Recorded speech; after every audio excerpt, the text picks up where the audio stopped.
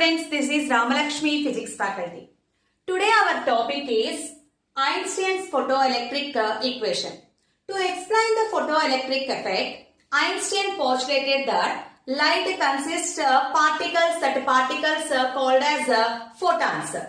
We know in case of a metal consisting number of free electrons, but all these free electrons are completely bound inside the metal only. So whenever any radiation is incident on this metal and these free electrons receives that energy and emits from the metal surface. So the free electrons ejected from the metal surface we called photoelectrons. So in this case electromagnetic radiation is incident on the metal surface and a photon of energy. That radiation consisting particles nothing but photons. So photon of energy h mu is incident on this metal surface. So each electron, according to Einstein's theory, each free electron requires one complete photon to eject from its metal surface. So what is the energy of each photon? E is equals to h mu. So each electron requires a minimum energy to eject from its metal surface. That minimum energy we called work function. So the work function of each free electron W is equals to h mu naught. So in this case what is mu naught? Mu naught is the minimum frequency of radiation required for a free electron to eject from its metal surface is called threshold frequency of the metal. So here mu naught is the threshold frequency of the metal, simply the minimum frequency. The incident radiation is greater than the work function. Then what about the remaining amount of the energy? So the remaining energy is converted in the form of the kinetic energy of the electron. So here providing energy E is equals to work function plus kinetic energy. So E is equals to h mu and work function h mu naught and kinetic energy of the electron half mv square. So the energy of radiation is greater than the work function, then kinetic energy is positive. So here h is constant. So from this equation is called Einstein's photoelectric equation. So from this equation, kinetic energy is equals to h mu minus h mu naught. We know h is constant, h of mu minus mu naught. That means kinetic energy is proportional to the difference of energy of radiation and threshold frequency. So when frequency of radiation is greater than the threshold frequency, then kinetic energy is positive. So that means the kinetic energy of the electron only depends upon the frequency of radiation. It not depends upon the intensity of radiation. It only depends upon the frequency of radiation. Okay, whenever the intensity of radiation increases, then what happens? We know here each free electron requires one photon. So whenever one photon is incident on the surface, then only one electron is ejected. That means we get only one photoelectron. Maybe two photons incident on this surface means we get how many photoelectrons? Two photoelectrons. So because of increasing of the intensity of radiation, the number of photons incident on this surface increases. The number of photoelectrons ejected from the metal surface also increases. So the number of photoelectrons directly proportional to the intensity of radiation. The kinetic energy of the electrons depends upon the frequency of radiation. So Einstein's photoelectric equation, in case of the wavelength, h in place of frequency c by lambda minus in place of the mu naught c by lambda naught.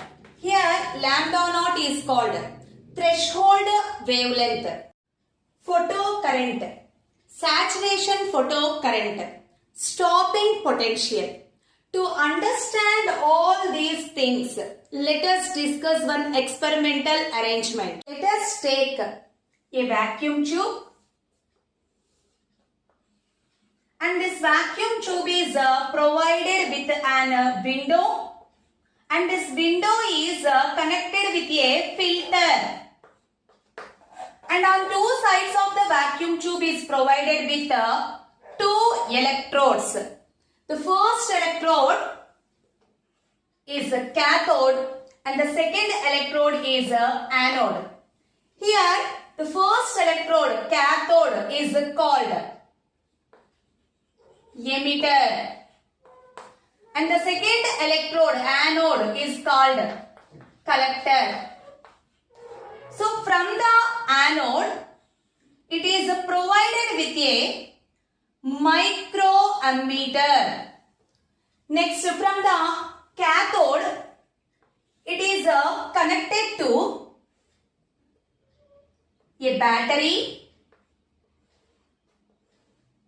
and from the milliammeter too, it is provided with a rheostat. So here these two are connected with the help of a key. Now the key is opened. So there is no potential difference in between these two electrodes. We are not provide any potential difference in between these two electrodes. Then what about the ammeter?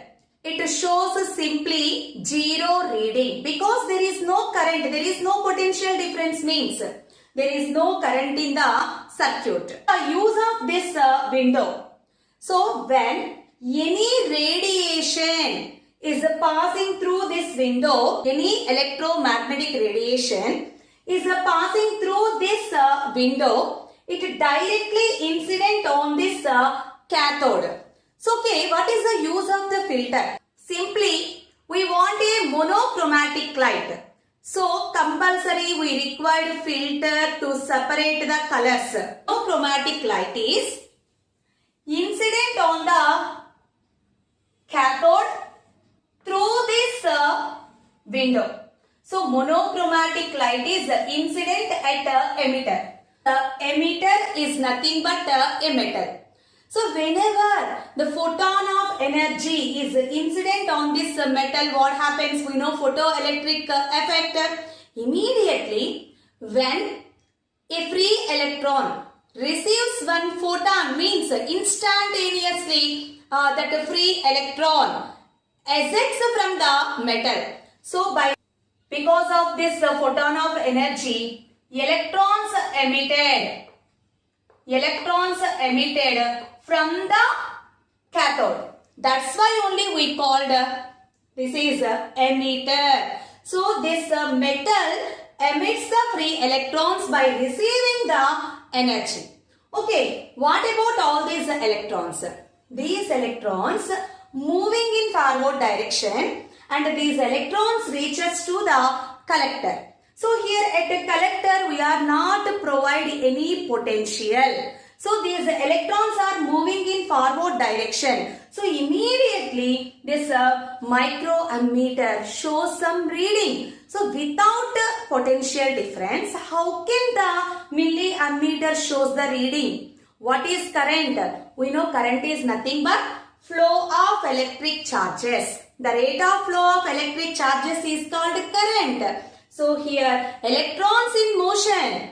Electrons are moving from emitter to collector. So these moving electrons, these electrons are photoelectrons. So these photoelectrons moving from emitter to collector. So because of the movement of the photoelectrons, current is produced in the circuit. That's why this microammeter shows a reading. But here the problem is, whenever that radiation is incident on the emitter, here one free electron getting one photon of the energy, it immediately means instantaneously emits one photoelectron.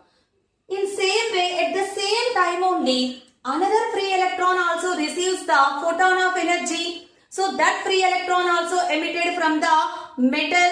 So continuously, instantaneously, the photoelectrons releases from the emitter. So number of free electrons in this space highly increases because of instantaneous production of photoelectrons. So the number of photoelectrons in this space increases. Due to that, space charge in between these two electrodes increases, then automatically the electrons, the photoelectrons which have the least energy, so that photoelectrons unable to reach to the collector, and few photoelectrons only reaches to the collector. So that's why here the photo current decreases. So what is photocurrent? The rate of flow of photoelectrons is called photocurrent. So in this case we are not to provide any potential. Only because of the movement of the photoelectrons current is generated. That's why we called that the current is photocurrent. But what about the photocurrent? That photocurrent is minimum in this case. What is the reason for the minimum photocurrent? Space charge. So there is any possibility to increase the photocurrent in this circuit? Yes. How can it is possible? So now close the switch. Then with the help of rheostat, change the potential of the battery. Now a positive potential is applied at the collector, that means anode. At anode, positive potential is created with the help of this experimental arrangement. So this battery is provided with a rheostat. It is able to change the potential difference in the circuit. Now this anode behaves like positive electrode with respect to the cathode. So here positive potential is created. Electrons have negative charge. Negative charge is attracted by the positive charge. So immediately all the electrons are oriented in the direction of the positive charge and electrons are moving towards the collector. Why the photocurrent increases? Because this collector terminal have the positive charge, electrons have the negative charge, both attract with each other, then all the electrons are oriented in the direction of the current, the photocurrent increases. Next, increase the positive potential at the collector more. Positive potential increases. Then what about the photocurrent? Photocurrent also increases. Again increase the positive potential, but photocurrent becomes to constant. Saturation photocurrent, even though when we increase the positive potential at the collector, there is no change in the current. So photocurrent becomes to constant. That photocurrent we called saturation photocurrent. Why? Even though when we increase the potential, but why the current is not increases? Why? Because here current, these photoelectrons are produces because of the radiation. Whenever that radiation incident on this metal produces the photoelectrons. We know the relation between number of photoelectrons depends upon what factor? The number of photons. The number of photons depends upon the intensity of the light.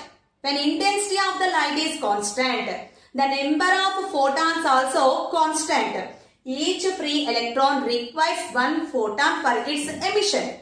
Whenever we increase the intensity of the light, then the number of photons increases, then automatically the number of photoelectrons released from this emitter also increases. In this case, the monochromatic light is constant.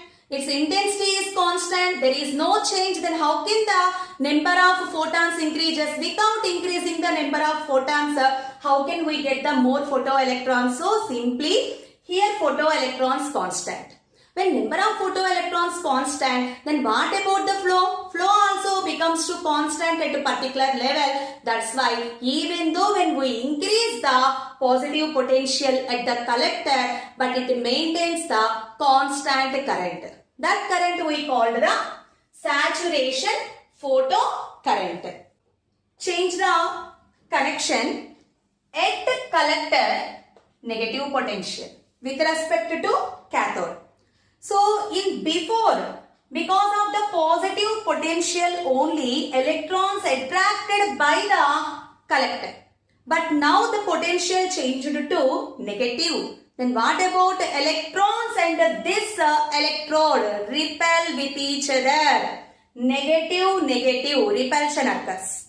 So gradually the electrons changes that direction. Electrons changes the direction and moving towards the cathode. So gradually increase the negative potential. All electrons completely attracted by the emitter. So these electrons direction changes. Then what about the photocurrent in the circuit? Photocurrent becomes to 0 because there is no flow of electrons. So what is the stopping potential? The minimum negative potential given to the collector with respect to emitter. So at which the photocurrent becomes to 0 is called stopping potential. So the value of the stopping potential completely depends upon the kinetic energy of the photoelectrons. Why? Because whenever the potential, the negative potential applied at the collector, but this negative potential is not equals to the stopping potential. At that time also, electrons, not all electrons, some electrons are moving towards the collector against electrostatic force. How can it is possible? Because these electrons, these photoelectrons have kinetic energy. So that the kinetic energy is spent against electrostatic force and moving towards the collector. But at a particular limit, the negative potential is highly increases, that the maximum kinetic energy of the photoelectrons is equals to this negative potential, then completely that the photoelectrons unable to moving towards the collector, that then photocurrent becomes to 0. So kinetic energy of the photoelectrons is spent in the form of the work against the electrostatic force. So here we know the amount of work done required to move a charge from one point to the or one terminal to the another terminal. Potential, change in potential is equals to work by charge of electron. So work is equals to charge of electron into potential difference. So here this is from where it get that energy? By using the from the kinetic energy. So charge of electron into that difference negative potential is V. So stopping potential is equals to maximum kinetic energy by charge of the photoelectron. So stopping potential V is equals to kinetic energy by charge of the electron. Let's draw a graph between photocurrent and potential. So before connecting the battery, we know in the circuit photocurrent is with less intensity. So after connection of the positive potential, photocurrent value increases and after then it becomes saturated. But when we connected the negative potential, photocurrent decreases and finally it becomes to 0 at the stopping potential. So initially photocurrent have some finite value and the potential, positive potential increases, photocurrent value increases and at a particular limit it becomes to saturated. And a negative potential it goes decreases at a particular stopping potential value it becomes to 0. We know kinetic energy of photoelectrons depends upon the frequency of incident radiation. When frequency is constant, then kinetic energy is also constant. And also we know the relation between stopping potential and kinetic energy. So stopping potential related to the maximum kinetic energy of the photocurrent. So in this case, when we draw a graph in between photocurrent and potential, but frequency is constant. That means what about the kinetic energy? Kinetic energy of the photoelectrons also constant. But intensity changes. Because of intensity, what we know, number of photons changes. So number of photons changes, then the number of photoelectrons also increases. Number of photoelectrons increases, then automatically photocurrent also increases. So photocurrent depends upon the intensity of radiation. So here at different intensities, what about the photocurrent increases? But what about the stopping potential? Stopping potential remains when the frequency of incident radiation increases or decreases, then only stopping potential value is affected.